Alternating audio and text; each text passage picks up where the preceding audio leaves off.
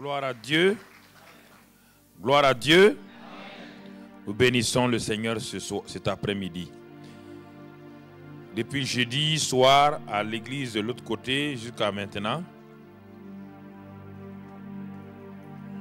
combien de personnes qui ont suivi depuis le jeudi soir et ici ont reçu une bénédiction particulière? Levez la main. Depuis le jeudi soir. Combien peuvent dire avec assurance que Dieu a touché leur corps et qu'ils savent qu'ils ont reçu une guérison depuis jeudi soir? Levez la main aussi.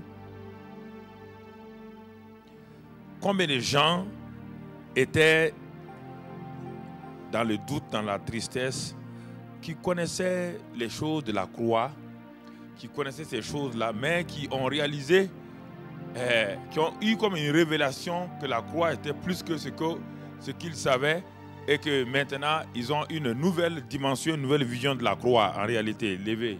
Ok. Bon. C'est très bien. Ce soir, on a fini la convention ce matin. Cet après-midi, c'est tout juste, puisque le thème qui m'a été donné de traiter, c'est la croix. Si une autre fois on parle de guérison, vous allez voir la guérison autrement, comment Dieu fait. Ce soir, je vais vous parler comment vaincre les obstacles sur la route de votre miracle. Il y a ce qu'on appelle une atmosphère de miracle. Tant que cette atmosphère de miracle n'est pas créée, les choses peuvent se passer et rien ne se passe dans notre vie. Mais j'ai mis l'accent cette semaine-là sur la croix et la résurrection, parce que c'est le thème qui m'a été demandé de traiter. Si on me demande de traiter la foi, ça c'est une autre chose aussi. À Mulhouse, j'étais en train de traiter sur la prière. Toutes les dimensions de la prière. Donc, chaque demande se fait suivant le besoin que l'Église a. Donc, souvent, je ne vais pas aller par moi-même enseigner ce que je vais enseigner, mais je vais écouter la voix des serviteurs qui m'invitent pour que je puisse voir comment je peux être utile entre les mains du Seigneur à leur égard. Mais le Seigneur nous a parlé, il a parlé à une famille qui était habituée au Seigneur Jésus. La famille de Lazare, Marthe et Marie, qui ont accueilli Jésus pendant les 3 années quand il allait à Béthanie. Et les gens croyaient. Vous savez, Marthe et Marie étaient une femme exceptionnelle. C'est elle qui s'est assise au pied du Seigneur, qui a communié avec le Seigneur et dont Jésus a dit, Marie a choisi la meilleure part qui ne lui sera point ôtée. Avec toutes ces félicitations et tout, nous voyons maintenant Marthe et Marie devant une situation difficile. Leur grand frère est gravement malade. C'est par là qu'on sait que si vous croyez réellement, si vous avez la révélation de Jésus, ils l'ont appelé pendant 3 ans Seigneur.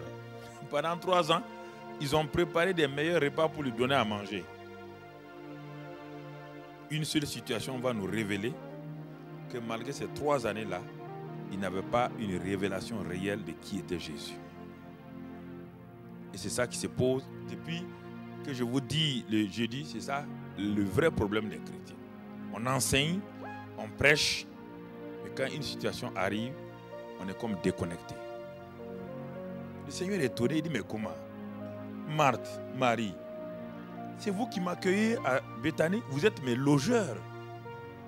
Vous m'avez tout le temps appelé Seigneur. Quand je viens chez vous, vous prenez soin de moi.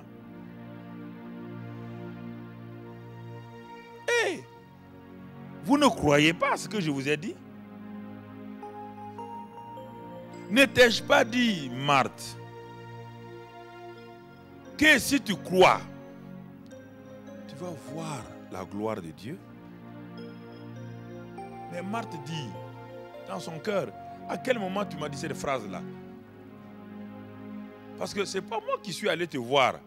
Nous avons envoyé des gens pour te dire que ton ami Lazare est malade. Je n'étais pas physiquement là-bas. Et Jésus dit, ah bon? Donc tu n'as pas compris la parole que je t'ai envoyée. Le psaume 107 dit, verset 20, Dieu envoie sa parole et les guérit. Dieu envoie sa parole et guérit. Et quelle est la parole que tu m'as envoyée? C'est comme si Marthe disait, Seigneur, tu dis, mais tu m'as déjà dit que si je crois, mais à quel moment tu m'as parlé? Mais Jésus dit, quand tu as envoyé tes amis pour venir me voir, pour que je vienne prier pour ton frère Lazare, je leur ai donné une parole sublime. Je leur ai dit, cette maladie que ton frère Lazare a, elle n'appartiendra pas à la mort. On n'a pas dit que Jésus n'a pas dit que Lazare ne mourra pas. Hein? Beaucoup de gens, non. Il dit, la mort ne sera pas le dernier. La mort ne va pas se glorifier avec donc cet événement qui va arriver à Lazare. Car la gloire va revenir au Fils de Dieu. Voici la parole de gloire que je t'ai envoyée. Est-ce que tu as compris? Mardi, non.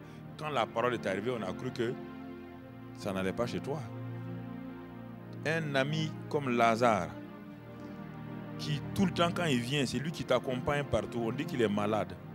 Chez nous, normalement, quand un ami est malade, on prend vite la voiture, on va. Tu as une Mercedes, c'est un nanon. Tu n'es pas venu nous voir, Jésus. Est-ce que c'est bien?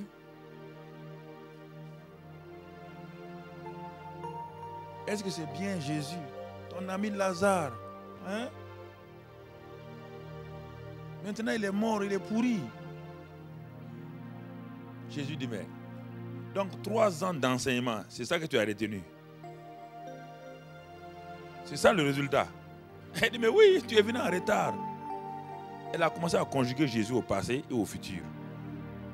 Si tu avais été là, Jésus dit, je ne suis pas du passé. Il dit, ah bon? Il dit, il ressuscitera. Jésus dit, je ne suis pas au futur, je suis le présent. Jésus dit, je suis la résurrection et la vie. Je ne serai pas la résurrection. La résurrection n'est pas un événement. Vous entendez? La résurrection n'est pas un événement. La résurrection est une personne.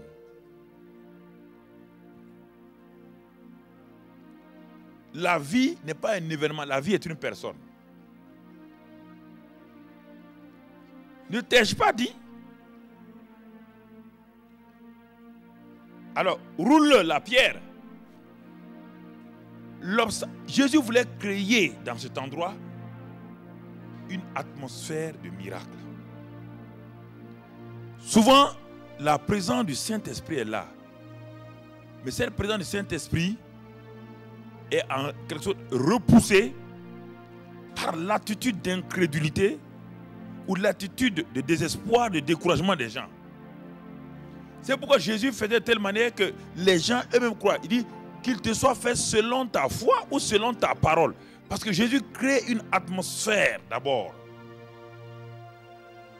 Il veut créer une atmosphère de miracle. Et dans cette atmosphère-là, l'incrédulité qui s'en va, la foi se manifeste et les gens sont délivrés et guéris et les miracles se passent. Parce que le miracle n'est pas automatique. Le miracle demande votre collaboration. Jésus dit, il n'y aura de miracle pour Lazare que si vous acceptez de rouler cette pierre que vous avez mise là.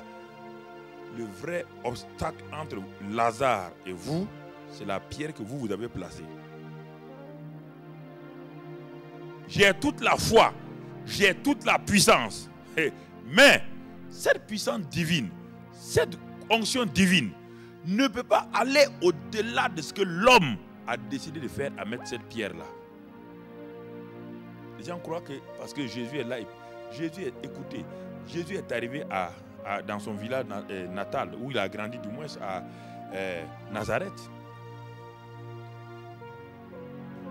Les Nazaréens ont accouru et ils ont démontré qu'ils ne croient en rien sur ce que Jésus fait.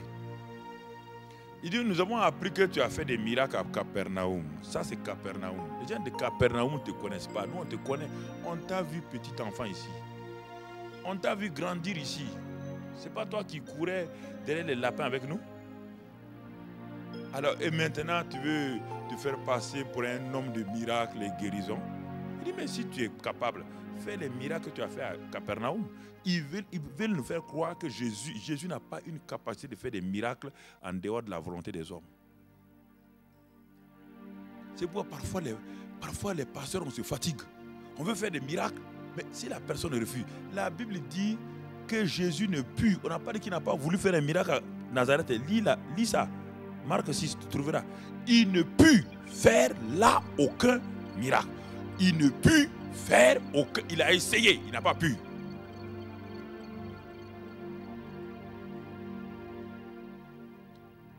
Parce que l'atmosphère de miracle n'était pas là.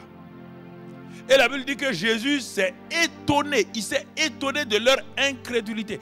Il était étonné. Il était étonné. C'est-à-dire, le grec dit, il était émerveillé. Émerveillé par leur incrédulité. C'est une contradiction, hein? On est émerveillé par les grandes choses. Mais Jésus était émerveillé par leur incrédulité. Ils étaient tellement incrédules que ça donnait un émerveillement. Il ne put faire là.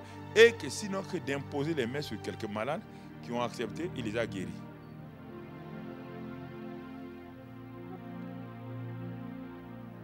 Donc c'est pourquoi l'atmosphère des miracles est très très très importante. Mais si ce n'est pas, s'il n'y a pas d'atmosphère des miracles, pourquoi au temps de Jésus, il n'entrait pas dans les hôpitaux puis guérit tout le monde? Il est allé dans l'hôpital de Bethesda. C'était un hôpital, non? C'était le premier hôpital autour de la piscine là. C'était un hôpital avant la lettre, mon ami. Un hôpital, c'est où? C'est là où il y a des malades sont assis, couchés et tout. Et Bethesda, déjà était couché. Il y a un qui était malade à l'hôpital de Bethesda depuis 38 ans.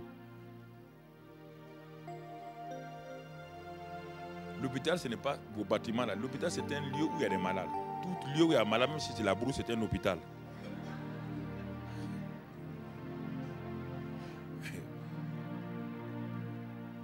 Jésus est arrivé dans cet hôpital de Bethesda. Il a regardé. Les gens avaient leurs yeux fixés sur quoi? Tous les malades avaient les yeux fixés sur quoi? Sur la piscine. Est-ce que quelqu'un regardait Jésus? Jésus savait que s'il prêchait là-bas, les gens vont dire, écoute-nous, nous on attend l'ange. Il dit, jeune homme, va te reposer. Nous, c'est l'ange qu'on attend. On attend un ange. Voilà. Donc, ta doctrine que tu peux guérir les gens, laisse-nous tranquilles. Nous, on attend un ange. C'est pourquoi Jésus ne s'est même pas, il s'est pas fatigué. Il y a un seul malade. Il savait que cet homme-là était le seul. Il est parti. Il lui a dit, veux-tu être guéri? Et lui aussi, il a fait tout un discours. Il a dit, mais oui, mais comment? Mais ça, c'est une insulte. Comment vas-tu dire à un homme de 30 qui est malade depuis 38 ans s'il veut te guérir?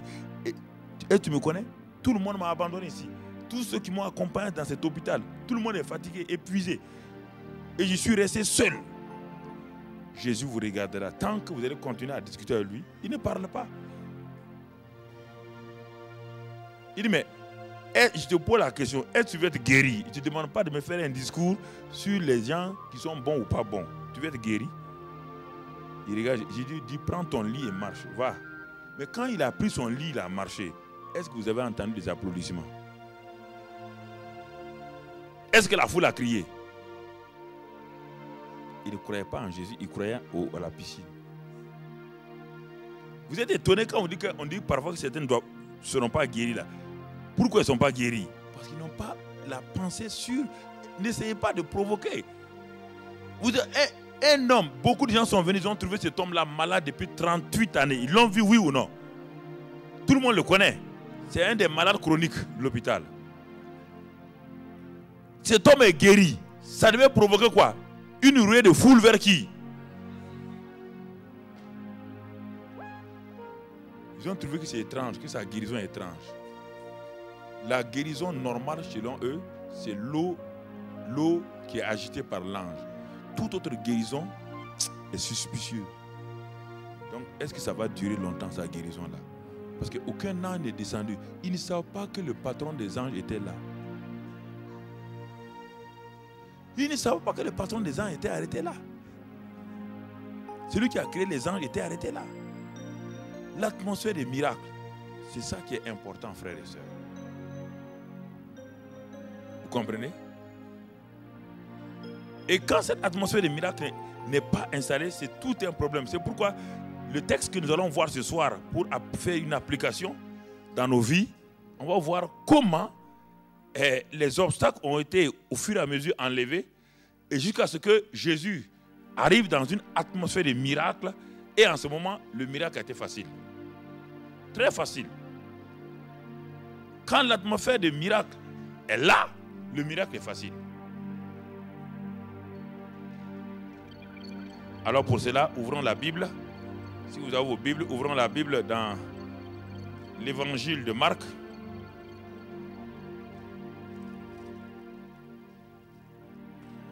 Chapitre 5. On va méditer. Nous faisons notre méditation pour voir comment, donc, sur la route de notre miracle, comment enlever les obstacles. Il faut bien écouter. Ce n'est pas la prière en elle-même qui guérit les gens. C'est ce que vous comprenez et ce que vous avez saisi. Parce que la prière n'est qu'un point de contact. Mais si vos fils ne sont pas branchés, j'ai beau appuyer sur le contact, il n'y aura jamais de lumière.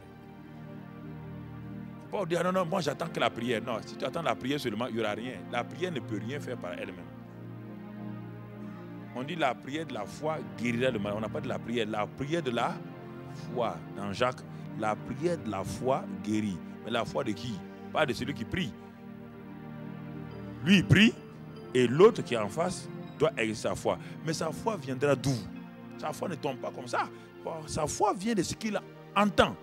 Et ce qu'il entend de la parole de Dieu. Donc, c'est pourquoi la parole de Dieu doit précéder la foi. La parole de Dieu consolide ma foi. La parole de Dieu affermit ma foi. La parole de Dieu bouscule ma foi. La parole de Dieu éclaire ma foi. Et maintenant, quand l'acte de foi est posé sur moi, alors il y a l'onction de Dieu, le Saint-Esprit de Dieu qui rentre et qui donne la foi et qui manifeste la guérison. Donc, dans Marc 5 et au verset 21, Jésus dans la barque regagnant l'autre rive où une grande foule s'assembla près de lui. Il était au bord de la mer. Vous entendez? Une grande foule s'assembla autour de lui. Une grande foule. Alors, vint un des chefs de la synagogue, nommé Jairus, qui l'ayant aperçu, se jeta à ses pieds et lui adressa cette instante prière. Ma petite fille est à l'extrémité. Viens, impose-lui les mains afin qu'elle soit sauvée et qu'elle vive. Qui est Jairus? Jairus veut dire celui qui éclaire. Son nom a une signification, celui qui éclaire. Mais dans sa situation, sa lumière a été incapable d'éclairer sa propre fille. Et vous allez comprendre pourquoi. Si vous lisez la Bible, Jairus était un chef de synagogue. Le Sanhédrin avait décidé, avec tous les chefs de synagogue, de ne pas reconnaître Jésus comme le Messie. Et quiconque reconnaîtrait, si tu ne crois pas, ça va lire dans Jean 7, tu vas trouver là-bas. Parfois, les gens ne lisent pas la Bible. Donc, quand on dit des choses, ils pensent que c'est... Non, la Bible c'est complet. Ils ont décidé que quiconque reconnaîtrait Jésus-Christ comme le Messie serait exclu, excommunié. Et Jairus fait partie de ce groupe-là. Mais écoutez-moi, frères et sœurs. Si vous vous précipitez pour prendre des décisions, ces décisions-là qui ne vont pas dans la ligne de Dieu, vous serez un jour confondus par l'amour et la grâce de Dieu. L'amour de Dieu n'est pas là pour nous juger, c'est pour nous confondre et nous montrer que nous sommes des hommes limités et que nous ne savons pas beaucoup de choses. Dans la famille de Jairus, il éclairait tout le monde dans la synagogue. Jusqu'au jour où la maladie de sa fille a commencé. Et de façon terrible, Jairus a vu la vie qui sortait tout doucement de sa fille. Jusqu'au moment où sa fille est arrivée à l'extrémité, ça veut dire que la fille allait expirer dans quelques instants. Et je suis sûr, frère, que la femme de Jairus a intervenu dans cette situation-là. Parce que Jairus, comme tout chef religieux, avait un orgueil. Un orgueil qui ne lui permettra pas. Il préfère que sa fille meure que d'aller reconnaître Jésus publiquement comme le Messie. Voici ce qui bloque beaucoup de gens. Jairus a dépassé sa fierté personnelle. Jairus a fait violence sur lui-même. Les violents héritent le royaume de Dieu. Cela veut dire des gens qui acceptent de se clouer eux-mêmes, de se crucifier eux-mêmes. Des gens qui acceptent leur opinion personnelle sur ce que Dieu fait et acceptent de s'exposer à la vue de tout le monde, acceptent d'être ridiculisés, si on peut dire à la limite, et même être rejetés par les autres pour croire que Jésus est ce qu'il dit qu'il est. Comme toute bonne femme, la femme de Jairus a dit, mais toi, dans la synagogue, tu pries pour les gens. Personne n'est guéri. Vous êtes assis, vous les hommes, dans votre jalousie, pour dire que quiconque reconnaîtra Jésus comme Messie sera excommunié ou rejeté ou chassé de la synagogue. Alors que vous n'avez aucune puissance pour guérir les malades. La preuve aujourd'hui, regarde, ta fille est en train de mourir. Et je crois, monsieur Jairus, vous savez, quand la femme élève la voix comme ça, tu as tendance, il faut bien écouter. Si ma fille là meurt, et à cause de ton orgueil, alors que Jésus est là pour la guérir, quand la femme parle comme ça, mon frère, tu vas te chercher. Ah oui. Si ma fille là meurt à cause de ton orgueil, c'est l'orgueil. Tu sais bien que Jésus peut guérir notre fille. Et tu es là, tu as dit à tout le monde que celui qui va reconnaître Jésus sera excommunié. Alors que notre fille peut être sauvée par Jésus. Écoutez frère, Jairus, aucun chef de la synagogue en Israël à l'époque ne pouvait de façon délibérée, avec joie, se lever, aller se prosterner devant Jésus, reconnaître que Jésus est Dieu. C'est ça que ça veut dire. Vous croyez que c'est possible ça? Réfléchissez. Quelque chose n'est pas dans la maison de Jairus.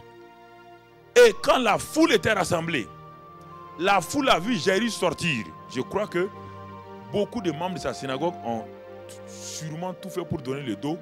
Ils sont sûrs qu'il est venu relever leur nom. Qu'on les punisse. Mais au vu et au su de tout le monde, ils ont vu M. Jairus s'avancer vers Jésus. Ils ont dit, cette fois-ci c'est fini, il va les poignarder, il va les tuer. Il va tuer Jésus. Mais, brusquement, je vous amène sur la scène, je vous amène là-bas, je vous transpose là-bas. Je veux que vous me suivez et on va pas à pas. Je vous amène dans ce lieu-là. Je suis en train de vous transposer. Je veux que le Saint-Esprit vous amène là-bas. C'est ça qui amène le miracle facilement. L'atmosphère des miracles va s'installer au fur et à mesure jusqu'à la fin où on va commencer à prier. Je vous amène là-bas tout doucement. Et Jairus est à genoux, prosterné devant Jésus. Ça veut dire que sans avoir déclaré, Jairus publiquement venait de montrer à tout le monde qu'il reconnaissait que cet homme qu'on appelle Jésus de Nazareth est le Christ, c'est-à-dire le Messie d'Israël. Ça c'est important pour que votre miracle se déclenche. Si vous voulez seulement un simple guérisseur, le miracle n'aura pas lieu. Jairus s'est prosterné, il a reconnu que Jésus est non seulement le Messie d'Israël, et que lui, en tant que chef de synagogue, n'est qu'un simple adorateur de ce Dieu-là incarné. Première attitude, l'humilité. La reconnaissance de qui est Jésus va vous permettre. Deuxième élément que Jairus a déclaré ici de sa propre bouche, c'est sa confession. Si votre confession s'oppose à la parole de Dieu, vous aurez un résultat contraire. La Bible dit, par ces meurtrissures, vous êtes guéris. Si vous dites, moi mes douleurs là, vous vous opposez à la parole de Dieu. La parole de Dieu ne souffre pas qu'on s'oppose à elle par nos raisonnements qui contredisent. Il faut enlever toutes ces choses, que ce soit n'importe quel miracle. Miracle financier, miracle physique, miracle, tous les miracles, ce système-là, ce principe-là. la Bible est remplie de principes spirituels. Frère, si votre raisonnement va à l'encontre de ça, c'est tout un problème qui se pose à vous. Donc, la confession de Jairus, il a dit, ma petite fille est à l'extrémité, viens, impose-lui les mains, afin qu'elle soit sauvée et qu'elle vive. J'aime une confession comme cela. C'est une confession de foi. Il n'a pas de viens voir si tu peux faire quelque chose. Il n'a pas de viens voir si la douleur. Non, elle dit viens, impose-lui les mains. Donc, il a accepté que l'imposition des mains est normale. Et deuxièmement, afin qu'elle soit sauvée et qu'elle vive. C'est la déclaration qu'il a faite. Quel est cet après-midi ce que tu crois dans ton cœur et ta confession? Si ta confession est que peut-être si c'est la volonté de Dieu, alors là, mon ami, il y a des problèmes. Il faut d'abord que tu aies regardé à Jésus-Christ de façon claire, que tu aies reconnu qui il dit qu'il est. Si tu as reconnu ça, ta confession sera facile. Ta confession, mais si tu ne l'as pas reconnu, tu vas dire si, tu vas dire est-ce que peut-être mes péchés sont trop nombreux. Tu vas parler de beaucoup de choses, mais tu ne manifesteras pas la foi pour être guéri. Et ni pour être délivré. Alors nous allons voir maintenant. Et lorsqu'il a dit cela, la Bible dit Jésus s'en alla avec lui et une grande foule le suivait et le pressait. On va prendre maintenant le chemin du miracle. Le chemin du miracle pour aller chez Jairus. Et la foule est témoin. Les gens marchent pas à pas pour aller. Vous savez, parfois ces enseignements si simples produisent un effet durable dans la vie des chrétiens que par la démonstration. La démonstration, on l'a fait dans les croisades d'évangélisation. Les croisades d'évangélisation, c'est ceux qui ne connaissent pas Jésus. Nous allons dans un lieu public, nous allons soit dans un stade ou dans un terrain vide, et là, on lance et on démontre que Jésus est vivant par des guérisons, des miracles. Parce que ceux qui sont là-bas ne connaissent pas Jésus. Et la seule preuve que notre Dieu est vivant, c'est qu'il voit les miracles, les guérisons, comme ça, instantanées. Là, il commence à croire. Mais un chrétien, les chrétiens, Jacques dit que le chrétien, lui, on doit l'enseigner. Le chrétien doit connaître les principes pour qu'il n'ait pas besoin tout le temps d'aller qu'on prie pour lui et que lui soit guéri à la maison et que dans sa famille, il puisse imposer les mains aux mains qu'il soit guéri. C'est pourquoi l'enseignement a pour but, frère, la prédication est une démonstration. L'enseignement vous prend à un point A, dans un degré d'ignorance, et après avoir été enseigné, l'enseignement vous amène au point B, et en vous faisant sortir de l'ignorance pour vous donner une connaissance. C'est ça l'enseignement. Avant d'entrer à l'école primaire, tu étais ignorant. Quand tu es rentré là-dedans, tu es sorti comme ingénieur. Oui ou non? Ça, c'est l'enseignement. Mais pas la prédication. La prédication, c'était que quelqu'un venait te voir, faire toutes sortes de calculs mentaux devant toi, mais tu restes dans l'ignorance. Ça, c'est la prédication. Hein? Pas confondre les deux. Jésus prêchait, il enseignait aussi.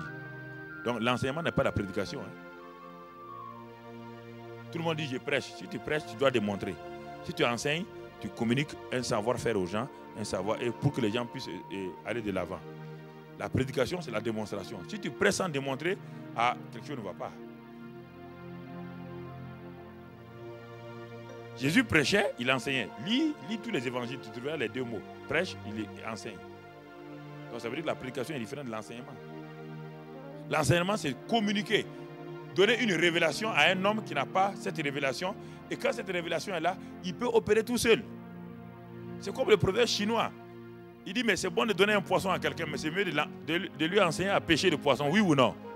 Ben oui, quand il sait pêcher, il s'en va à la rivière, il prend ses poissons, oui ou non? C'est ça l'enseignement. L'enseignement produit ça. L'enseignement permet à quelqu'un qui n'était pas pêcheur de poissons d'être demain un pêcheur de poissons. Mais la prédication, c'est celui qui s'assoit, il attend qu'on prêche, qu'on lui donne un poisson, il mange. Mais demain, il n'a plus de poisson. Il faut qu'il revienne encore voir le prédicateur. Alors, Jésus s'en alla avec lui et une grande foule le suivait et le pressait. Jairus est content. Ah, Jésus est en train de partir avec lui. Premier obstacle, dès qu'ils ont fait quelques mètres, toute la foule s'arrête. Et le ciel regarde la réaction de Jairus. Sur la route de votre miracle, il y a beaucoup d'obstacles, frères. Jairus dit, mais qu'est-ce qui se passe? Mais ma fille est à l'extrémité et toute la foule s'arrête. Pourquoi? Le convoi s'arrête. Parce que quelqu'un avait fait arrêter la foule par sa foi. Une femme. Et vous devez apprendre quelque chose là-bas. Et souvent, je vois les chrétiens. C'est partout. Vous êtes en train de vouloir prier pour quelqu'un ici. Au moment où on dit, bon, je vais prier pour vous. Vous voyez 3 chrétiens qui viennent, qui se mettent devant la personne là. C'est pourquoi ils ne sont pas guéris. Parfois, c'est étonnant. Cette personne vient dire, bon, pasteur, vous êtes en train de causer avec elle. Dis-moi, j'ai des problèmes, il faut prier pour moi. Avant que tu aies fini de prier, il y a 3 autres personnes qui viennent et elles ne prennent même pas en considération cette personne-là. Elles se mettent devant elle. Et alors, en ce moment, c'est pourquoi il n'y a pas de guérison. Il n'y a pas beaucoup de résultats. Vous devez savoir respecter, honorer, aimer celui qui a un besoin comme vous. Jairus n'a pas dit à Jésus, laisse tomber la femme là. Elle n'a qu'une simple perte de sang. Il ne savait même pas. Mais la foule était arrêtée. Jairus ne s'est pas empressé. Jairus n'a pas été impatient. Jairus savait une chose. Jésus a accepté d'aller chez Jairus. Jairus sait que si Jésus accepte d'aller, quelle que soit la situation, il s'en sortira. Sur la route de votre miracle, si vous avez confiance que Jésus est en vous et avec vous, vous n'avez pas peur des obstacles qui vont se dresser devant vous. Je vous donne ça pour que plus tard, dans votre marche au niveau des finances familiales, appliquez ces choses-là et vous allez voir. Donc, Jairus a attendu patiemment que Jésus ait fini avec cette femme-là. Il n'a pas eu d'amertume dans son cœur. Il n'a pas dit, mais pourquoi cette femme-là, maintenant, Jésus, il faut faire vite, on va aller. Je ne sais pas ce qui se passe maintenant. Il n'a pas fait cela. Il a attendu patiemment. Il faut savoir attendre patiemment lorsque vous avez un besoin et que vous trouvez un autre besoin qui est là. Restez patiemment. Ne vous pressez pas. Apprenez à bénir les autres. N'essayez pas de mépriser ceux qui sont là et parce que vous voulez que tout tourne autour de vous. Moi. C'est pourquoi le miracle ne se passe pas très souvent.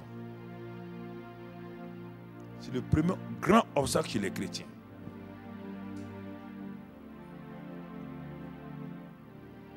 Plusieurs fois, j'ai été étonné de voir des gens.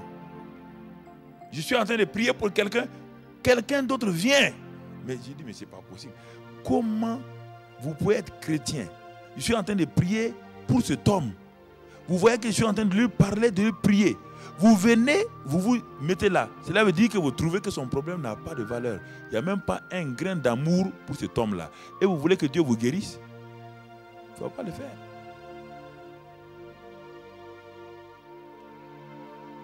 C'est le premier grand obstacle, c'est-à-dire l'égoïsme.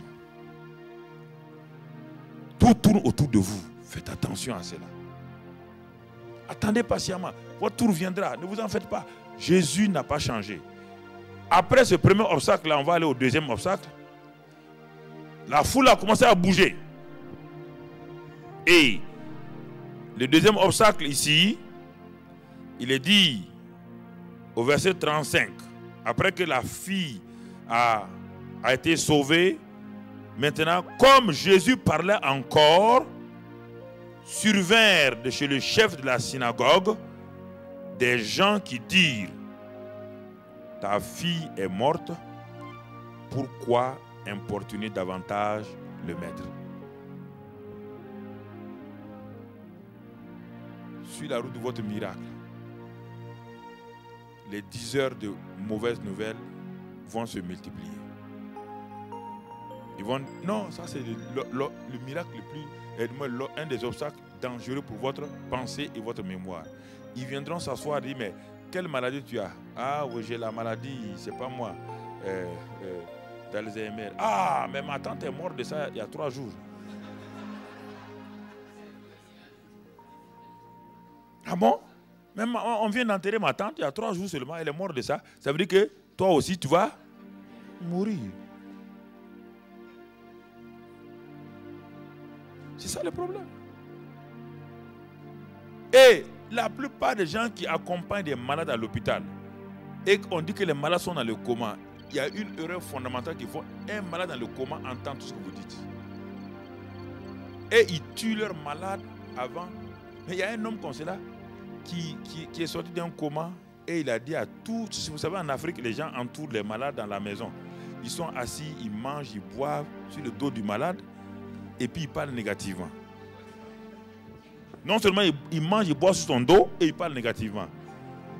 Dieu a fait grâce. Quand le monsieur est sorti du coma, il a dit, je ne savais pas que vous étiez des sorciers.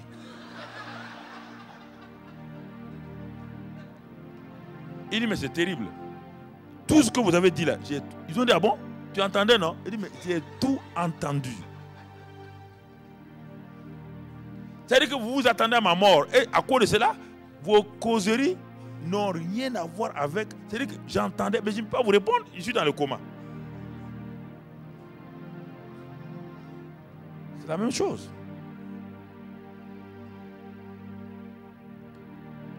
Ils n'ont pas regardé à Jésus. Ils ont dit, hé, Jairus, tu as fait 2 erreurs. Ça va te coûter cher. Non seulement tu as reconnu Jésus comme le Messie, donc ta position de chef de synagogue est en danger. Ça c'est un. Le Sanhédrin va te renvoyer. Et deuxièmement, malgré cette reconnaissance-là, malheureusement ta pauvre fille est morte.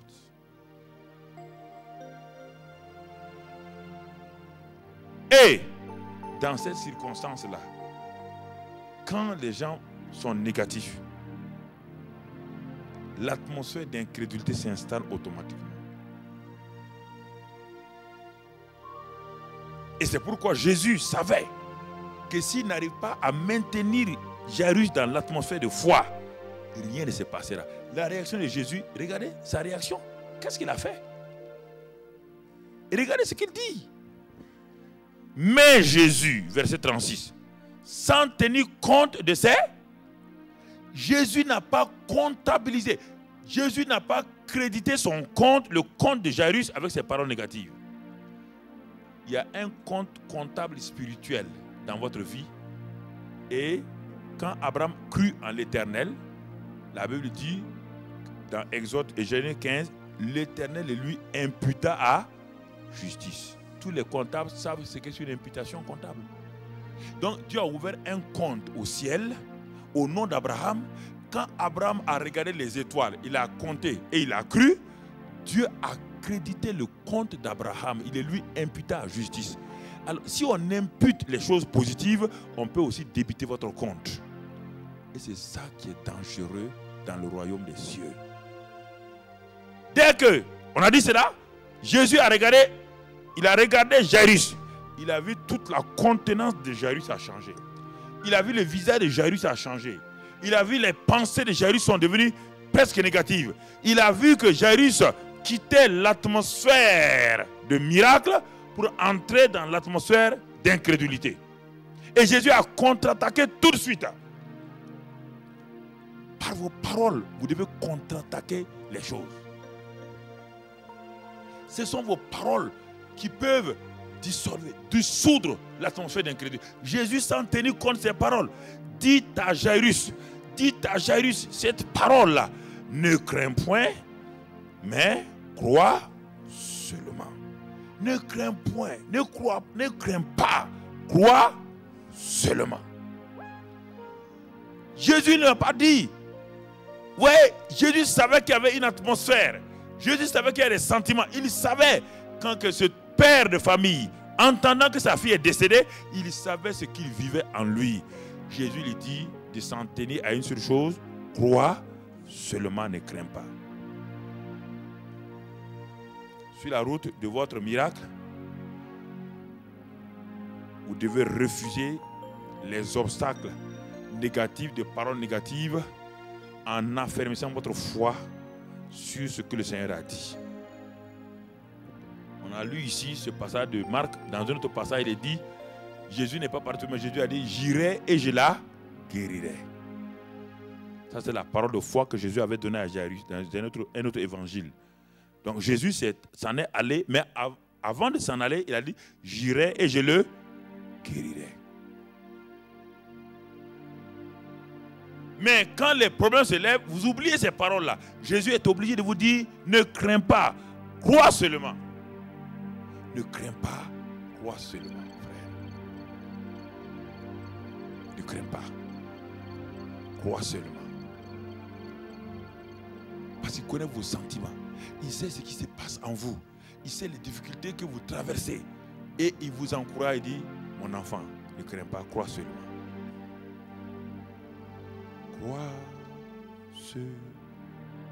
Crois seulement. Crois seulement. Oh, tout est possible à celui qui croit. Crois seulement. Oh oui, crois seulement. Oh, tout est possible. Crois seulement. Jésus te dit ça, tu dois répondre à Jésus. Tu dois répondre à Jésus. Tu dois dire, Seigneur, je crois. Seigneur, je crois. Oh, tout est possible. Seigneur, je crois. Oh, Seigneur, je crois. Oh, Seigneur, je crois. Oh, tout est possible. Seigneur, je crois. Mais les vagues négatives viennent sur Jairus. Quand il marche, les émotions sont là. Sa fille est morte. Les émotions négatives. À quelques mètres encore, Jésus dit, crois seulement. Crois seulement. Jairus, tout est possible à celui qui croit. Crois seulement. Oh, crois seulement. Oh, tout est possible. Crois seulement.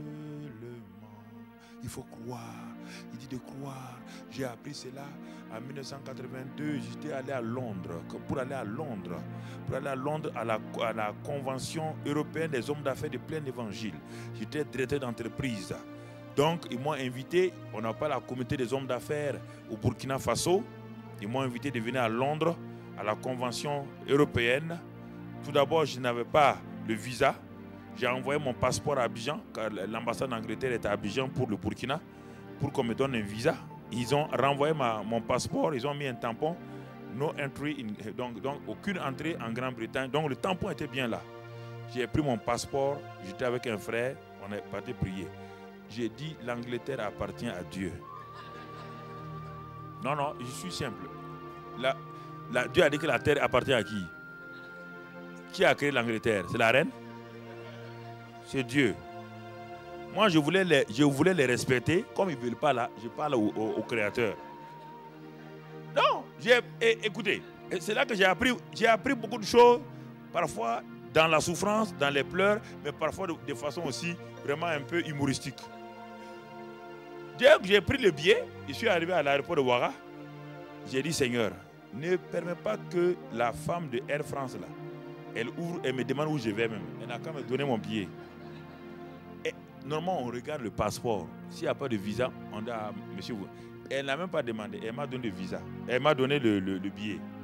Donc, j'ai pris l'Airbus. Je suis arrivé jusqu'à Roissy. Et à Roissy aussi, on vous contrôle. J'ai dit, Seigneur, Si tu as fermé les yeux de celle de Ouara, celle de Paris, là, tu fermes ses yeux.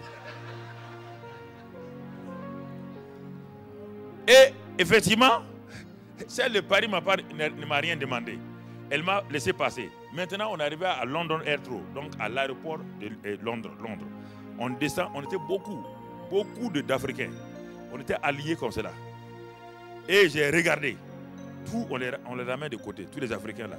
Ils sont sans visa, on dit à Air France de ramener les gens qu'il a amenés de Paris, il n'a qu'à les ramener. Donc j'arrive à mon tour, j'arrive chez le policier, il était assis derrière son truc, je tends mon passeport. Il ouvre mon passeport et quand il a vu le tampon, il m'a regardé, c'est dit que même toi tu es fou quoi. Les autres au moins n'ont pas de tampon sur leur truc. Mais toi tu as un tampon et tu viens quand même. Frère, je vous dis, il y a des choses que j'ai apprises comme cela, que j'ai apprises. Et alors, qu'est-ce qu'il a fait? Le monsieur m'a tendu mon passeport. Hein. Il était un peu fâché, il a tendu le passeport. Vous savez ce que j'ai fait? J'ai mis mes 2 mains derrière le dos. Il dit, je ne prends pas le passeport. Ah, le policier m'a regardé. Il dit, non. Il dit, je ne prends pas. Il m'a regardé. Vous savez ce que j'ai fait? Le diable m'a dit, voici un Africain qu'on va arrêter ici. Et on va t'humilier, tu vas comprendre. Non seulement tu n'as pas de visa, et le policier de la reine te donne. Toi, tu refuses d'obéir à la police de la reine. Mais écoutez, en ce moment-là, quand ça s'est passé comme ça, vous savez ce que j'ai fait? J'ai dit, il vaut mieux parler à papa rapidement. Et la ligne directe de papa, où on peut pas, le diable ne peut pas capter, c'est quoi? Chokobarahanda karabahanda la. Retaka bababa hondolo toko barahanda. Disa karaba kondoloto. Marabaka baho bahanda. Alors le policier, il a pensé qu'il était devenu fou en même temps. Et la foule qui était derrière moi, maintenant tout le monde était arrêté, on regardait ce qui va se passer. Le policier s'est levé, Dieu est mon témoin, je ne n'exagère pas, je ne mens pas. Le policier s'est levé devant tout le monde, quitté son box. Il y avait l'inspecteur qui est au fond là-bas. Il est parti avec mon passeport pour voir l'inspecteur. Comme c'est vitré, là, je le voyais discuter avec l'inspecteur. L'inspecteur, il disait non, pas question. Je n'ai pas entendu, mais je voyais qu'il faisait des gestes. Ça veut dire pas question qu'il rentre ici.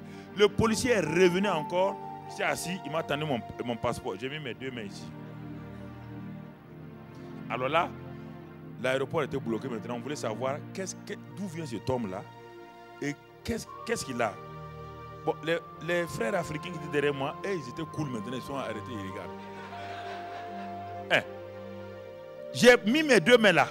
Alors, il s'est levé encore. Écoutez, j'ai commencé à parler à papa encore. Takababa handa sa. Roko bala paba handa la teke. Écoutez-moi, frère. Le policier se lève. Il s'en va où maintenant? Chez le commissaire de l'aéroport. La police de la reine est à la disposition du prince héritier de Dieu. C'est comme ça que je suis parti. Je suis prince. On ne refuse pas. Au contraire, on ouvre le tapis rouge à un prince. C'est mon attitude. Voilà comment je raisonnais. Je ne raisonnais pas en tant qu'Africain. Je raisonnais en tant que fils de Dieu.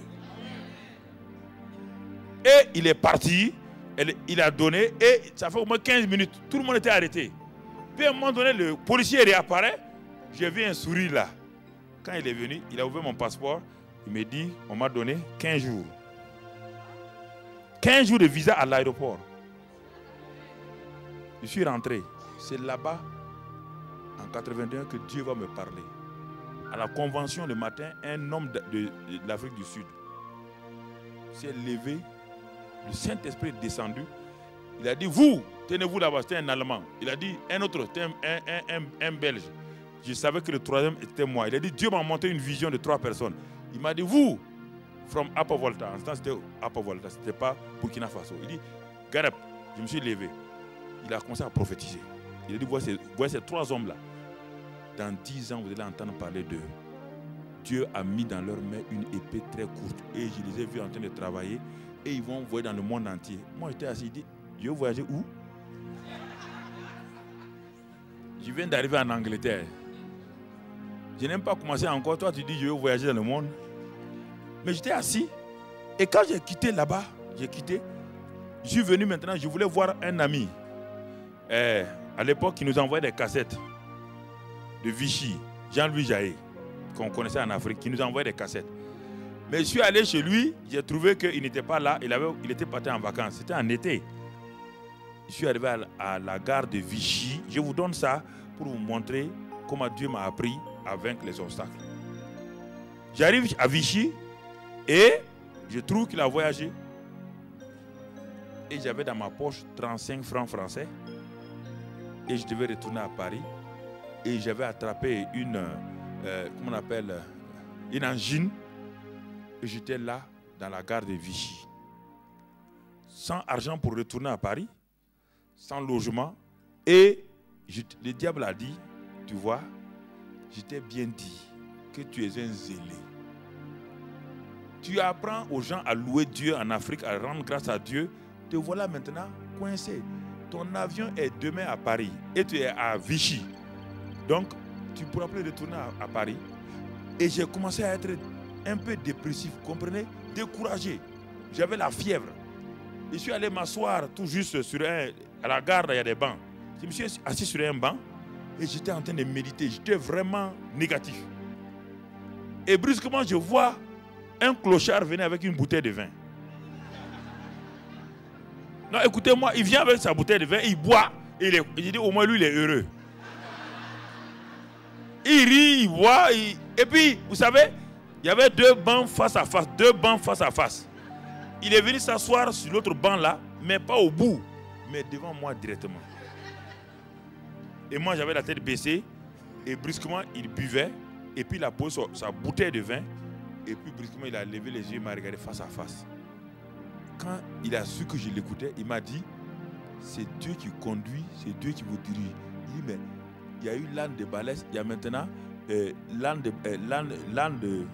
l'ânesse de Balaam. Maintenant, il y a le clochard de Mamadou Karambiri. Mais l'ânesse de Balaam a parlé à Balaam, non? Voici un clochard qui m'a parlé. Comment un clochard peut s'asseoir devant moi et me dire, c'est Dieu qui conduit, c'est Dieu qui vous dirige? Mais quand il a dit ça, j'ai pris mon sac. Mais j'ai dit, mais si un clochard a assez de foi, et moi? Et puis quand il a fini de dire ça, il a bu son vin et puis il est parti. Mais j'ai pris mon sac, mais il était déjà tard la nuit. Je ne savais pas où aller. Tu entends? Mais je suis sorti à Vichy, de la gare, parce que je voulais aller m'asseoir à la première classe, là où on reçoit les gens. Ils ont dit qu'à minuit, on ferme les gares. On ferme les gares. On a fermé la gare. J'ai pris mon sac et j'ai commencé à déambuler dans les rues de Vichy. J'ai dit, bon, je vais aller au commissariat, m'asseoir là-bas, pour attendre le lendemain. Au moment où je partais dans l'obscurité, là, le diable me dit, ça n'est fini de toi. Tu n'as pas l'argent pour prendre l'hôtel et tu es malade, ça n'est fini de toi. Et j'ai commencé à louer Dieu. Dieu dit, loue-moi. Donne-moi un sacrifice de louange. J'ai commencé à louer Dieu. Quand j'ai loué Dieu, j'entends derrière moi une voix qui me dit, hé, monsieur, dans l'obscurité, monsieur, je dis, tiens, peut-être c'est quelqu'un qui m'a vu, je vais me positionner. Au cas où c'est chaud, je vais... Écoutez. Et là, il arrive, ils étaient deux personnes, c'est extraordinaire. J'ai appris à savoir que Dieu est précis. Il me dit, mais nous sentons que vous êtes perdu, vous n'avez pas de logement. J'ai fait semblant d'être dur, quoi. J'ai dit, non. Non, mais vous comprenez? Non, j'ai fait semblant de... Il ne faut pas se laisser avoir comme ça. Non, j'ai dit, non. Il dit, non, monsieur, non, moi, je suis gardien d'une maison. C'est-à-dire que c'est une auberge là. Il y a plusieurs chambres. Il me dit, est-ce que vous me suivez pour aller loger là-bas? Je l'ai regardé. Il dit, mais Dieu qui ouvre les portes, c'était un manipulateur qui veut me rouler. Mais je l'ai suivi, je suis arrivé, effectivement, il a ouvert les chambres, il m'a dit, dormez dans la chambre que vous voulez. Et il m'a amené de la nourriture ce soir-là. Je n'ai même pas pu manger. Tellement j'étais content. J'ai dormi là et le lendemain, je devais prendre l'avion pour... Je devais aller à Paris pour prendre mon avion. Ceux qui connaissent bien Vichy, je n'ai pas d'argent. Je prends la route de Paris à pied. Je prends la route de Paris à pied avec mon sac. Je marche, j'ai chanté. Les chants sont finis. La fatigue rentre dans mes pieds. Le diable continue à chanter. De toute manière, tu n'arriveras pas à Ouaga parce que Paris est loin. À pied, tu n'arriveras jamais. Et je m'arrête, je fais autostop. Quand je fais autostop, quand les gens me regardent, ils voient un Africain grand comme ça, ils regardent, oui, ça va. Il dit, mais s'il était au moins petit, on peut le prendre. Mais un homme comme ça, tout le monde passait. Écoutez-moi maintenant. Il y a une deux chevaux qui venait là. Dieu me dit, voilà la 2 chevaux qui va t'amener à Paris. Oh, c'est là que j'ai commencé à connaître la voix de Dieu, frère, en 1982. Voici la 2 chevaux qui va t'amener à Paris. Je lève ma main, la 2 chevaux vient, elle passe. Mais je dis, mais Dieu, tu as dit c'est celle. Il dit, mais attends, elle va aller s'arrêter à la station d'essence. Et court. Effectivement, je vois, la 2 chevaux rentre dans une station d'essence, elle s'arrête. Dieu me dit, cours, va les voir. J'arrive, je leur dis, ah, je vais aller à Paris, mais je n'ai pas d'argent. Et ils m'ont regardé, c'est des étudiants, ils disent qu'ils viennent de l'Espagne. Ils étaient partis en vacances en Espagne et ils sont en train de passer par là. Ils m'ont regardé, après ils m'ont dit de rentrer. Je suis rentré et ils m'ont déposé à Versailles. Quand ils m'ont déposé à Versailles, c'est l'opposé de Roissy. Vous savez à quelle heure? Ils m'ont déposé là-bas vers 17h. Alors que notre avion était au plus tard à 20h. Maintenant, ils m'ont déposé à la place publique de Versailles. Là. J'ai fait le tour de cette place publique là. J'ai loué Dieu. J'ai chanté tous les cantiques. Tout était fini. Je me suis assis sur un banc. Et je méditais. En temps, les heures passaient. Et brusquement, la voix de Dieu me dit encore, il dit, regarde ce bâtiment à étage. Un bâtiment de 3 niveaux. Il dit, regarde ce bâtiment qui est à 200 mètres. Regarde bien, l'homme qui va sortir de là-bas, il va t'amener à l'aéroport de Roissy. Vous entendez? Quand je dis que quand vous connaissez Dieu comme ça, quand Dieu se révèle comme ça, il y a une assurance qui vient en vous. Alors je me suis assis et j'ai regardé, j'ai vu un homme sortir. Alors il était dans une R4. Il est parti pour moi à R4. J'ai couru, je suis allé m'arrêter à la portière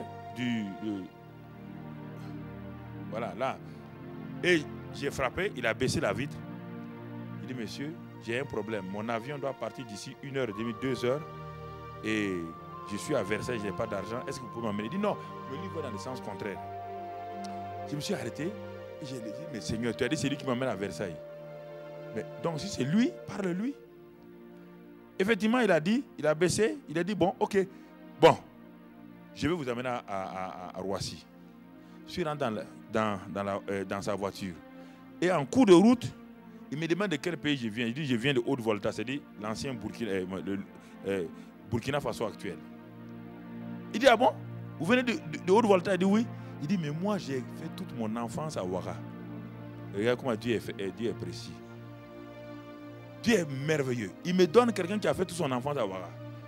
Donc, il m'a accompagné à Roissy. Arrivé à Roissy, il me descend et dit, bon, vous n'avez plus beaucoup de temps pour l'avion. Et il m'a regardé et puis il me dit une chose. Il dit, je vois que vous n'avez pas beaucoup mangé depuis. J'ai fait semblant comme s'il n'y a rien. Et j'ai vu, il a mis sa main dans la poche. J'ai fermé les yeux.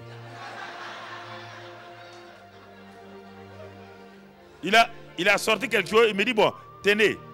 Quand il a mis dans ma main, je n'ai pas regardé. Quand il a mis dans ma main, j'ai mis comme ça. J'ai laissé, quand il est parti loin, j'ai ouvert. J'ai vu, c'était 100 francs français. À l'époque, 100 francs français. Je suis allé acheter le meilleur sandwich que j'ai mangé tout de suite. Ça fait 2 jours que je n'ai pas mangé, mon ami. 2 jours, je suis directeur d'entreprise. Hein. Personne ne savait. Un directeur d'entreprise en désarroi. Mais Dieu me dit, je t'apprends ces choses-là. Parce que quand tu vas dans le ministère, il y aura des obstacles comme ça. Et il faut la louange, l'action de grâce, ne pas être dans l'amertume. Alors, je m'en vais. Écoutez, ce n'est pas fini. Je m'en vais. Je rentre. Hey, j'étais content, j'étais assis. Hey, on dit de partir, l'avion a eu une panne technique. De toute manière, je suis à l'aéroport. Si l'avion dort ici, ce n'est pas un problème. Je suis là. Et après, on nous a donné un autre avion. L'avion a décollé. Et je devais reprendre, c'était un dimanche. Je devais reprendre le travail chez moi à l'usine à 7 heures. Mais avec le retard de l'avion, on devait arriver à Ouaga vers 7 heures. Et je n'étais pas dans la capitale, j'étais à 100 km. L'usine se trouvait là-bas. Donc, je vais arriver à l'usine autour de 9 heures. J'ai dit à Dieu, quand on était dans l'avion, Seigneur, tu as fait tellement de miracles, fais le dernier miracle. Je vais arriver chez moi à 7 heures. Et selon la logique, la montre et tout, je ne peux pas arriver à Koudougou à 7 heures, puisque j'arrive à Ouaga même à 7 heures. Et là, on devait descendre sur Niamey, le Niger, escale à Niamey. Quand on arrive sur Niamey, le pilote dit, tornade à Niamey, on va directement sur Ouaga. Tu entends? Tornade à Niamey. Mon papa a créé tornade à Niamey.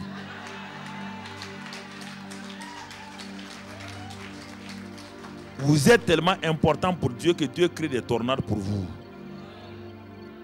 Je descends à Ouaga à 5h30. Mon chauffeur était là. À 7h pile, il était dans mon bureau à Koudougou. Quand j'ai écrit ça à Jean-Louis Jaé, il m'a dit qu'il n'a jamais vu un miracle comme cela.